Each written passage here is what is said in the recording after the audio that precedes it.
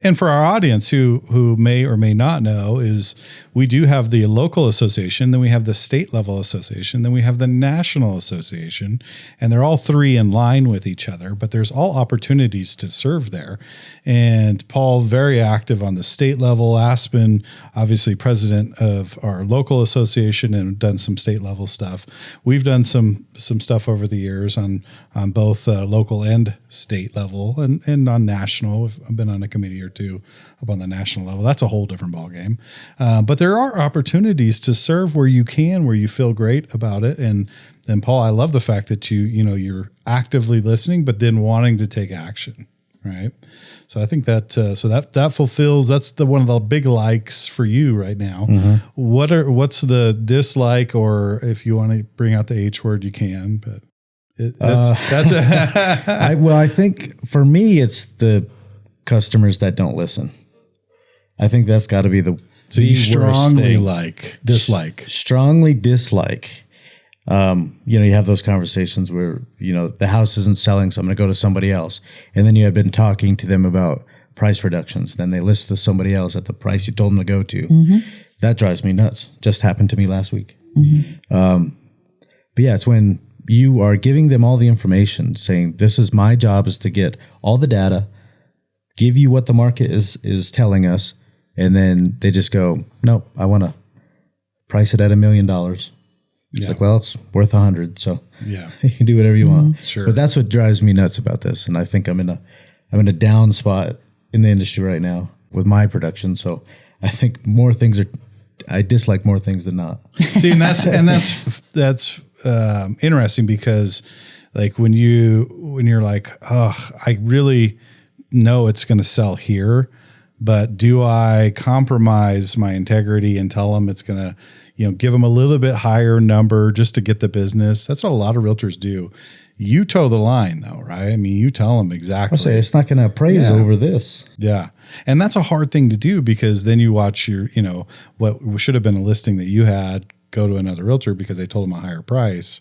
And you're like, oh, here we go. And they'll sell it, but they'll sell it where where you told them it was at. Yeah.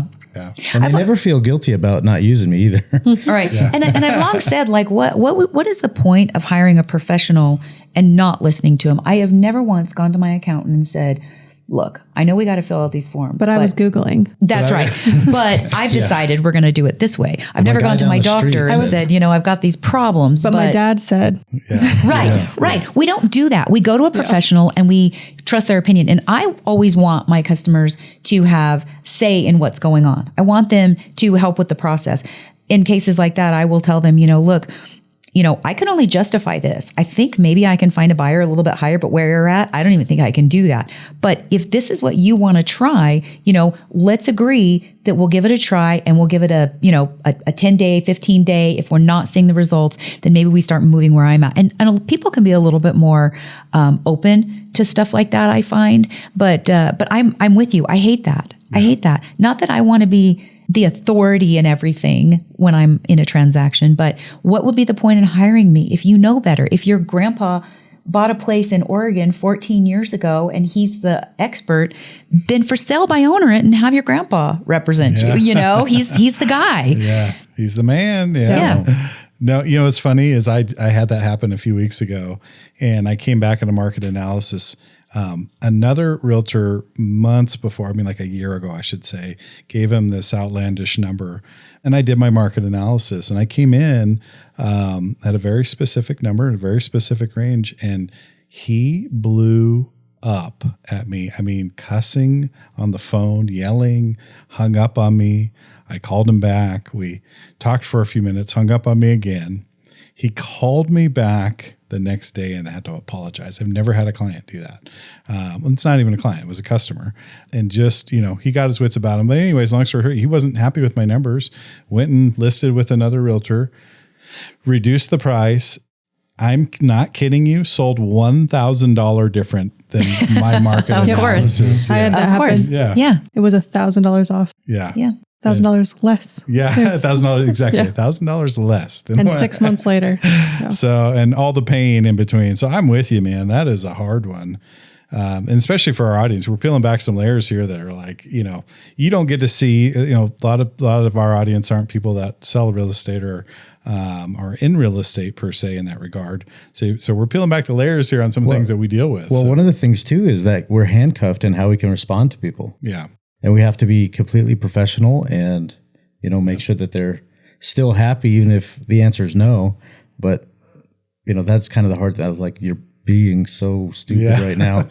That's why I think everyone should wait tables in their life. Just because you deal with people that are hard, high pressure situation, you're gritting your teeth and you're like, yes, sir. Yes, ma'am. That's how I was on the phone. It's like, yes, sir. I know I'm an idiot. Yes, sir. Yes, sir. I don't know what I'm doing. Yes, Good, sir. good for you, Ben. Not me. Yeah. Oh my gosh. I told a lady, she was yelling at me the first conversation we ever had. She yelled at me and I said, okay, we don't need to work together. Yeah. And she was like, what? I was like, yeah, no. That is the beauty about our job too. No, thank you. Yeah.